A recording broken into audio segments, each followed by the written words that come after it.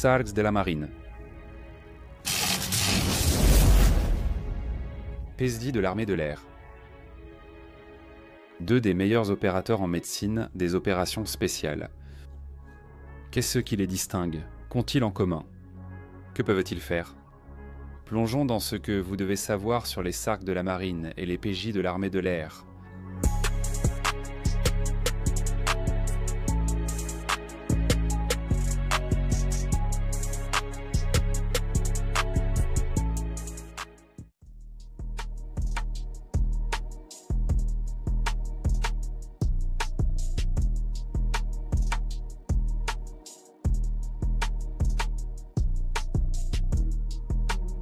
Nous débuterons la vidéo par une courte introduction sur ces deux unités.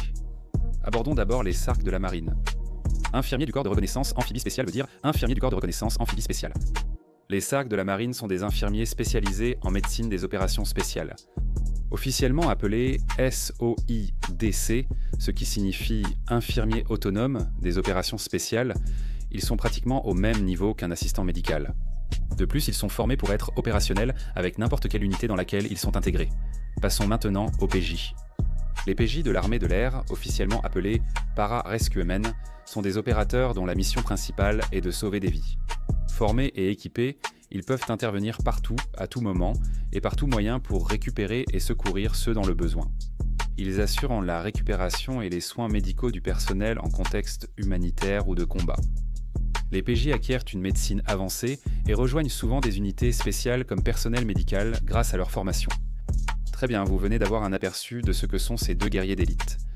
Examinons plus en détail leurs capacités, missions et opportunités.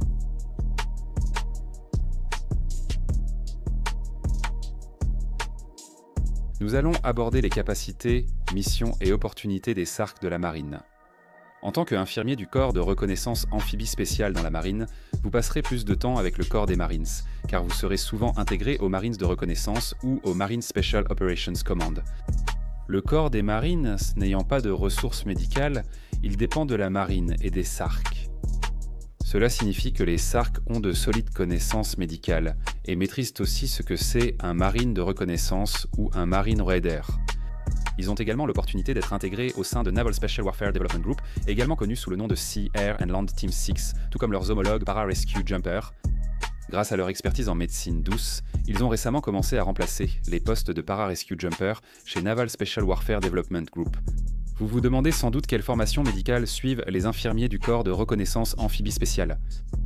Qu'est-ce qui les différencie des Para-Rescue Jumper à cet égard? Eh bien, les infirmiers du corps de reconnaissance amphibie spéciale reçoivent de leur formation médicale aux sections d'application, du cours de médecin ou cours de médecin de combat des opérations spéciales, qui est la référence en médecine des forces spéciales, alors que les Para-Rescue Jumpers ne le font pas. Les infirmiers du corps de reconnaissance amphibie spéciale doivent désormais suivre à la fois le cours court aux sections d'application du cours de médecin et le cours long, sous-officier, de formation militaire supérieure. Si vous ignorez le sujet, nous vous renverrons à notre vidéo sur le section d'application du cours de médecin à la fin, alors restez avec nous. En assistant au stage d'adaptation à la condition d'infirmier militaire et aux sous-officiers de formation militaire supérieure, ils atteignent le niveau des 18 delta et deviennent infirmiers de service indépendant, soit infirmiers de service indépendant. Ils peuvent assurer des soins prolongés, effectuer des chirurgies et gérer les traumatismes sur le terrain avec de nombreuses autres compétences médicales méritant une vidéo dédiée. Le stage d'adaptation à la condition d'infirmier militaire vous permet d'obtenir la carte de technicien paramédical en traumatologie avancée ou carte technicien paramédical en traumatologie avancée, qui est la qualification commune de médecin de terrain des forces spéciales sans spécial. En résumé, les infirmiers du corps de reconnaissance amphibie spéciale sont des professionnels de la santé. La médecine est leur spécialité. Bien qu'ils soient un atout médical pour l'équipe, ils peuvent aussi acquérir d'autres compétences dans les forces spéciales. Gardez à l'esprit que les infirmiers du corps de reconnaissance amphibie spéciale sont avant tout des infirmiers, avant d'aborder les autres formations possibles. Leur expertise et formation médicale seront toujours prioritaires. Ce sera une question d'être au bon endroit, au bon moment, avec le bon financement, pour que vous puissiez accéder à certaines de ces écoles. Vous pouvez suivre des formations en alpinisme, effraction, langues étrangères, pilotage de vedettes, conduite tactique, mais l'école de tireurs d'élite est réservée, inaccessible aux PJ. Bien que ce soit très rare, certains SARCs sont connus pour y avoir assisté. D'accord, passons maintenant aux PJ. Les PJ sont la force engagée la plus décorée de l'États-Unis Air Force. Leur devise, ces choses que nous faisons pour que d'autres puissent prendre vivre, affirment leur dévouement et leur engagement à sauver des vies et à se sacrifier. Les PJ sont la seule spécialité du département de la Défense formée et équipée pour des opérations de sauvetage, conventionnelles ou non. Nous vous avons dit que la médecine était le pain quotidien des SARC, eh bien le sauvetage, c'est celui des PJ. Ils sont déployés par tous les moyens disponibles dans des environnements restreints pour authentifier, extraire, traiter, stabiliser et évacuer le personnel blessé. Ils participent en aux opérations de recherche et de sauvetage au combat. Et voici quelque chose de plutôt cool que vous ne saviez probablement pas sur les PJC. Saviez-vous que General Discharge a un compte Instagram ? Nous publions régulièrement des mèmes, des vidéos et tout ce qui nous passe par la tête. Rejoignez l'équipe et suivez-nous sur general.discharge. Les liens sont dans la description. Maintenant, retour à la vidéo. Ils soutiennent la récupération pour la National Aeronautics and Space Administration, récupérant les astronautes lorsqu'ils atterrissent en mer après leur retour de l'espace. C'est impressionnant. Même si les PJs ne se voient pas comme infirmiers, ils comptent parmi les spécialistes du traumatisme d'urgence les mieux formés de l'armée. Ils gardent leur titre de technicien ambulancier durant toute leur carrière. Grâce à cette expertise médicale et de sauvetage, ainsi qu'à leur capacité de déploiement, les PJJ sont capables d'effectuer des missions de sauvetage dans les régions les plus isolées du monde. Leur formation médicale inclut la chirurgie de terrain mineure, la pharmacologie, la gestion des traumatismes de combat, des voies respiratoires et l'évacuation militaire. Le cours s'appelle Formation de technicien ambulancier paramédical de Pararescue. Un nom vraiment créatif, on le sait. Les PJ servent surtout dans des escadrons de sauvetage, de tactiques spéciales et parfois avec d'autres unités comme les SEALs selon les besoins. Les PJ sont recherchés par les forces spéciales pour leur expertise médicale et servent de médecins si besoin. Ils ont également l'opportunité de travailler au sein du 24e escadron des tactiques spéciales qui est l'unité de premier rang de l'États-Unis Air Force au sein du Joint Special Operations Command. Si vous voulez en savoir plus à ce sujet, restez avec nous jusqu'à la fin. D'accord, terminons cette section. Bien que, objectivement, les SARC soient plus formés médicalement que les PJ, les rôles qu'ils occupent nécessitent différents aspects de la médecine. Les PJ étant axés sur la recherche et le sauvetage, leurs compétences médicales s'adaptent à ces missions. Les SARC privilégient les soins prolongés sur le terrain, tandis que les PJ se focalisent sur l'extraction et les interventions brèves. Ainsi, chacun d'eux possède ses propres spécialisations et son expertise dans son domaine médical respectif. Les SARC peuvent gérer des locaux étrangers sur plusieurs jours lors d'une mission, tandis qu'un pararescue jumper doit soigner un patient après une mission difficile. Les deux excellents dans ce qu'ils font. Les SARC et les PJJ peuvent être très différents, mais tous deux sont capables de faire ce que beaucoup d'opérateurs des forces spéciales peuvent accomplir. Tous deux pratiquent la plongée de combat, sont qualifiés pour les sauts et suivent un entraînement intensif au tir et à d'autres compétences. Vous connaissez désormais les principales similitudes et différences entre SARC et PJ. Voyons où vous pouvez être affecté dans ces communautés. Nous allons examiner les parcours de formation et leurs exigences. Bon.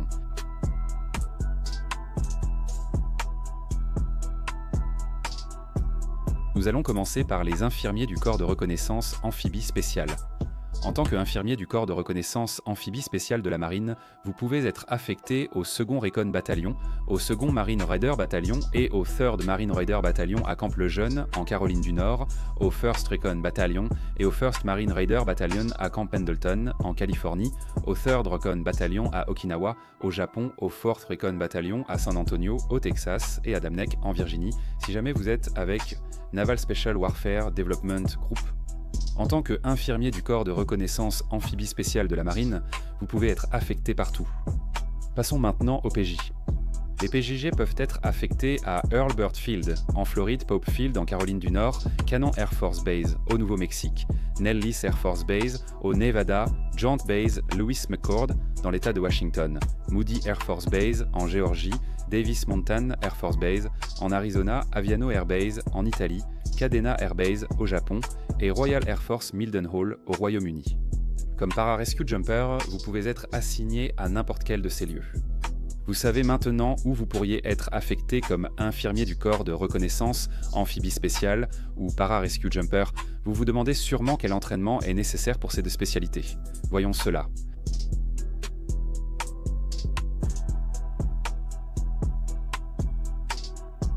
Nous commencerons par la formation des SARC de la marine, puis celle des PJ de l'armée de l'air. Ces deux formations sont longues et intenses. Pour être infirmier du corps de reconnaissance amphibie spéciale dans la marine, suivez ces étapes, camp d'entraînement de 8 semaines. Écola des infirmières de l'hôpital, 14 semaines. Bataillon de formation médicale sur le terrain, bataillon de formation médicale sur le terrain, 8 semaines. Renforcement des techniques d'action professionnelle, programme de formation et d'évaluation, ex-bureau régional de perfectionnement des cadres durés, 5 semaines. Cours de reconnaissance de base, Basic Reconnaissance Course 13 semaines. United States Special Operations Command et sous-officier de formation militaire supérieure environ 12 mois. École de plongée de combat des Marines, 8 semaines. Cours de médecine de plongée, 5 semaines. École de parachutisme de l'armée américaine, 3 semaines. Tu iras aussi à l'école SEER qui dure 3 semaines. Selon la disponibilité des places, ce parcours peut durer de 2 à 3 ans. Le parcours infirmier du corps de reconnaissance amphibie spécial de la marine connaît un taux d'abandon élevé, surtout lors du renforcement des techniques d'action professionnelle, basique reconnaissance course et stage d'adaptation à la condition d'infirmier militaire en raison de la difficulté académique. Nous vous l'avons présenté dans cet ordre, mais rien ne garantit que vous le suivrez. Certaines personnes vont faire le saut et la plongée avant le United States Special Operations Command, d'autres y vont après le United States Special Operations Command. Ça dépend tout simplement, ne te prends pas trop la tête avec ça. Bon, passons maintenant au parcours des Para-Rescue Jumpers. Pour devenir Para-Rescue Jumper, tu devras faire ce qui suit. Formation militaire de base de l'armée de l'air, base militaire de transition, 8 semaines. Prépa opération spéciale, 8 semaines. Évaluation et sélection des opérations spéciales, 4 semaines. Cours préparatoire à la plongée des opérations spéciales, 4 semaines. Cours de plongée de combat des opérations spéciales, 8 semaines école aéroportée américaine, 3 semaines chute libre militaire, 4 semaines formation SEER, 3 semaines secourisme emergency medical technician basic, para-rescue, 7 semaines secourisme emergency medical technicien paramédic, para-rescue, 30 semaines apprenti para-rescue, 22 semaines. Ouf, ça fait beaucoup. Le parcours PGA connaît aussi un taux d'attrition très élevé, autour de 75 à 80%. Cela signifie qu'environ une personne sur 5 réussit à passer à travers le parcours. C'est clair, vous savez maintenant dans quelles écoles vous devrez aller si vous choisissez l'un de ces parcours. Êtes-vous seulement qualifié? Vérifions.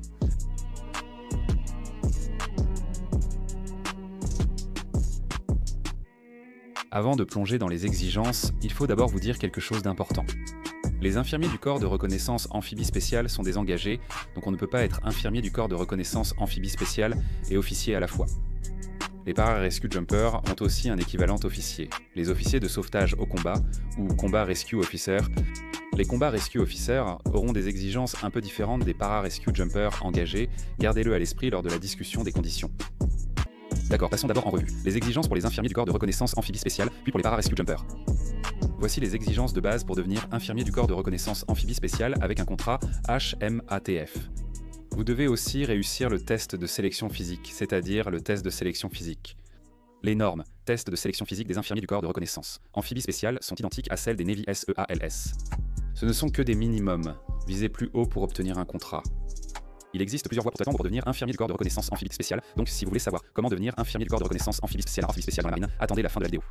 D'accord, passons maintenant aux exigences des para-rescue jumpers. Voici les exigences de ce que vous devrez remplir pour devenir para-rescue jumper. En plus de cela, vous devrez réussir le test d'aptitude physique et d'endurance qui signifie test d'aptitude physique et d'endurance. Voici les minimums du test d'aptitude physique et d'endurance pour les candidats para-rescue jumper. Mettez la vidéo en pause pour regarder plus longtemps.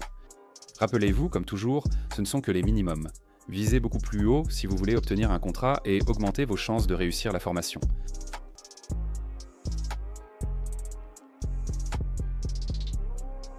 Dans cette vidéo, vous découvrez que les SARC de la marine et les para-rescue jumpers de l'armée de l'air sont similaires mais aussi très différents.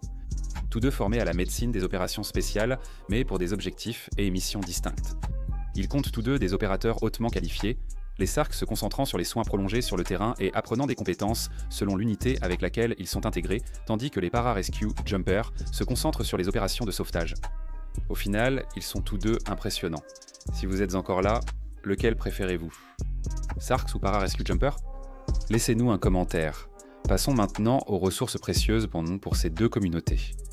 Voici quelques chaînes YouTube qui expliquent les para-rescue jumpers et infirmiers du corps de reconnaissance amphibie spéciale en détail. Pour les para-rescue jumpers, How to be a para-rescue jumper et Once Ready sont d'excellentes ressources sur la fin à consulter si cela vous intéresse ou pour découvrir d'autres carrières dans les Air Support Operations Center. Leurs liens sont en description.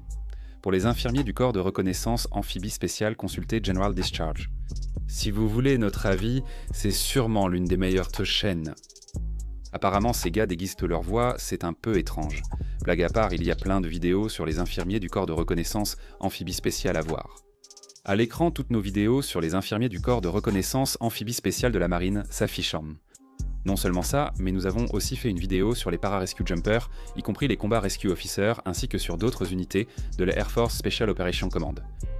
Vous avez trouvé une mine d'or, playlist en description. Enfin, si vous aimez le format vidéo versus, nous avons fait d'autres vidéos comme celle-ci. Les miniatures à l'écran sont les vidéos versus que nous avons réalisées jusqu'à présent. La playlist de celle-ci sera dans la description ci-dessous. Voilà l'essentiel sur les Navy SARCs et Air Force Pages. Si cette vidéo vous a appris quelque chose, likez et abonnez-vous à notre chaîne. Comme toujours, merci de nous avoir regardés. Veux-tu vraiment être ici? Merci à nos mécènes sur Patreon. Merci beaucoup à vous tous d'avoir fait un effort supplémentaire pour soutenir notre chaîne, c'est vraiment très apprécié. Pour apparaître dans une vidéo de General Discharge, regarde notre Patreon et rejoins-nous. Voici Nick Naja. Tous tes amis s'abonnent à General Discharge et toi, tu n'as même pas envie d'être ici.